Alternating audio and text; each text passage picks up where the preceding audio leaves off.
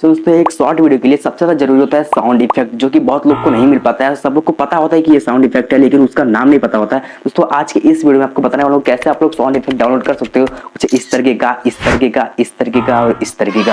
तो दोस्तों आप इस रील को सेव कर रहे हो तो भूल जाओगे बाद में इस पूरे ट्रिक को। दोस्तों आपको करना क्या है, इस वाले वेबसाइट पे आ जाना होगा। यहाँ पे आने के बाद दोस्तों आपको क्या करना है, यहाँ पे दोस्तों आपको जो भी जितने भी नए नए सॉन्ग यहाँ पे आएंगे, मतलब जितने भी सॉन्ग इफेक्ट यहाँ पे आएंगे वो आपको दोस्तों सबसे पहले ही मिल जाएंगे। दोस्तों आपको करना है क्या है, इस बटन को दबाइए और सॉन्ग सुन लीजिए और दोस्तों यहाँ पे नीचे लिंक पे क्लिक करके आप सीधा इसको यहाँ पे फ्री में डाउनलोड कर लीजिए। तो ऐसे ही इंटरेस्टिंग वीडियो देखने के लिए हमारे चैनल को सब्सक्राइब कीजिए और सिंह को हमारे इंस्टाग्राम अकाउंट को भी फॉलो कीजिए राहुल पिक्चर स्टोरी को।